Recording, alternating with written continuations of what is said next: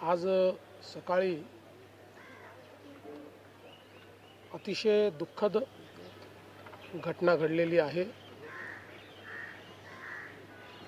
अतिशय अनाकलनीय अशा परिस्थितीमध्ये विमान अपघातामध्ये राज्याचे उपमुख्यमंत्री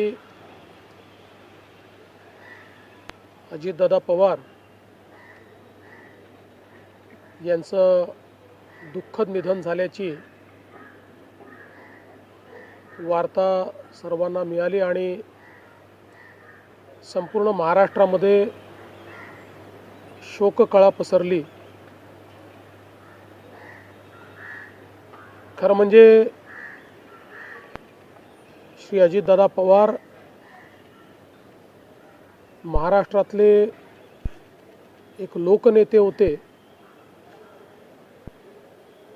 आणि महाराष्ट्राच्या कानाकोपऱ्याची माहिती असलेला, महाराष्ट्राच्या प्रश्नांची जाण असलेला अशा प्रकारचा हा नेता होता की ज्यांच्याबद्दल जनसामान्यांमध्ये प्रचंड मोठी आस्था होती। अजितदादा एक अतिशय संघर्षशील अशा प्रकारचं नेतृत्व होतं आणि सर्व परिस्थितीमध्ये न डगमगता पुढे जाणारं अशा प्रकारचं व्यक्तिमत्व होतं। महाराष्ट्राकरता आजचा दिवस हा अतिशय कठीण दिवस आहे, कारण अशा प्रकारचं नेतृत्व तयार व्हायला अनेक वर्ष लागतात आणि ज्यावेळी महाराष्ट्राच्या विकासामध्ये अतिशय महत्त्वपूर्ण योगदान ते देत होते,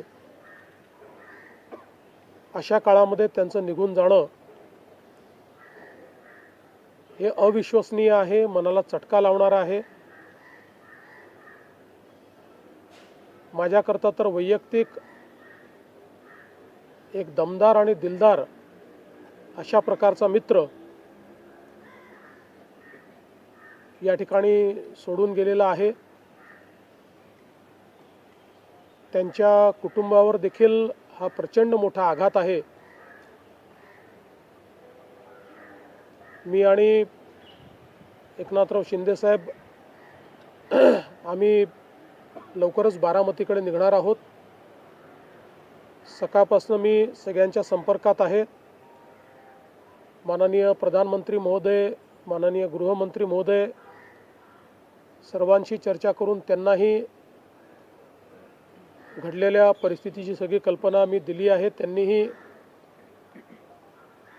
याबद्दल प्रचंड दुःख हे व्यक्त केलेलं आहे। एकूणच देशातच या संपूर्ण प्रकरणामुळे हळहळ पसरलेली आहे। पुढच्या सगळ्या गोष्टी ज्या आहेत त्या परिवाराशी चर्चा करून ठरवण्यात येतील।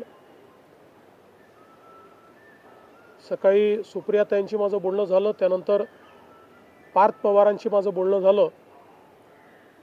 एकदा संपूर्ण परिवार बारामतीला पोचल्यानंतर पुढच्या सगळ्या गोष्टींचे निर्णय हे त्यांच्या संमतीने घेतले जातील। महाराष्ट्रामध्ये आज शासकीय सुट्टी आम्ही घोषित केलेली आहे आणि त्यासोबत 3 दिवसाचा दुखवटा देखील जाहीर करण्यात आलेला आहे। पुढच्या सगळ्या बाबींची कल्पना ही आपल्याला लवकरच देण्यात येईल। पण मला असं वाटतं की कधीही भरून न निघणारं अशा प्रकारचे नुकसान आहे. महाराष्ट्रातनं असे लोकनेते गेल्यानंतर जी पोकळी तयार होते ती भरून काढणं हे अतिशय कठीण आहे. आणि निश्चितच इतक्या सोबत, इतक्या जवळून आणि इतक्या संघर्षाच्या काळात एकत्रित काम केलेलं आहे की त्यातनं खरं तर अशा गोष्टीवर विश्वास ठेवायलाच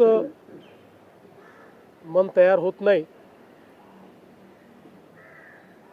तर पुढच्या ज्या काही गोष्टी जशा ठरतील तसं आपल्याला कळवण्यात येईल.